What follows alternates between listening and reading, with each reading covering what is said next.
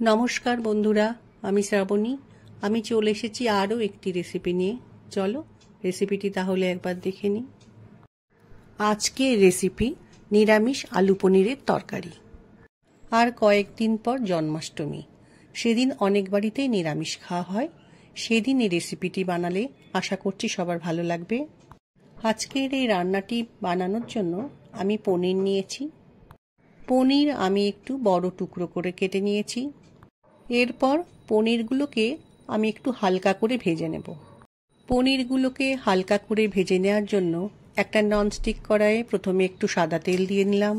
এবার কড়াইয়ের মধ্যে অল্প পরিমাণে নুন দিয়ে নুনটাকে তেলের সাথে ভালো করে মিশিয়ে নেব। পনিরের মধ্যে যেহেতু নুন নেই, সেজন্য তেলের মধ্যে একটু নুন দিয়ে পনিরটা ভাজলে পনিরটা খেতে বেশ ভালো লাগে। তেলের মধ্যে পনিরগুলো দিয়ে পনিরের দুটো দিকই আমি হালকা করে ভেজে নেব। পনির ভাজা হয়ে গেছে, আমি একটা প্লেটে তুলে রেখেছি। এরপর পনির ভাজা তেলের মধ্যেই আমি প্রথমে জিরে ফোড়ন দিলাম, একটা শুকনো লঙ্কা ফোড়নে দিলাম, একটা দারচিনি স্টিক ফোড়নে দিলাম ও একটা ছোট এলাচ ফোড়নে দিলাম। এবার ফোড়নটা হালকা করে আমি একটু ভেজে নেব। তেলের মধ্যে অল্প পরিমাণে হিং দিয়ে সেটা হালকা করে ভেজে নেব। ভাজার সময় খেয়াল রাখতে হবে হিংটা যেন পুড়ে না যায়। ফোড়নটা ভাজা হয়ে গেলে তেলের মধ্যে কেটে রাখা আলু দিয়ে একটু সময় ভেজে নিতে হবে। আলুর টুকরোগুলো একটু ভাজা হলে আলুর মধ্যে পরিমাণ মতো নুন ও একটু হলুদ দিয়ে আরও একটু সময় ভাজতে হবে।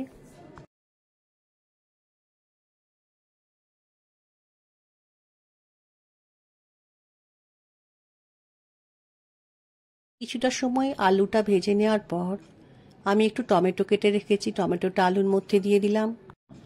একটু আদা বেটে রেখেছিলাম, সে আদা বাটাটা দিলাম এবং রান্নায় যাতে ভালো রং হয় সেজন্য কাশ্মীরি লঙ্কার গুঁড়ো দিলাম।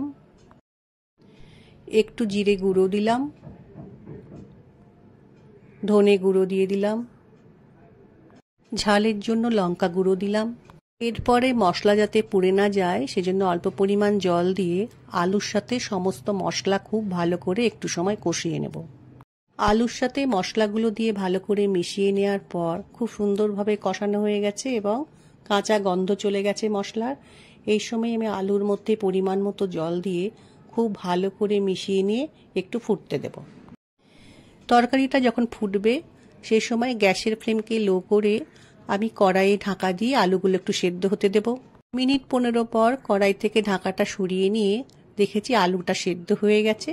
এই সময় আলুর মধ্যে পনিরগুলো দিয়ে খুব ভালো করে মিশিয়ে নিয়ে আরও কিছুটা সময় রান্নাটা হতে দেব।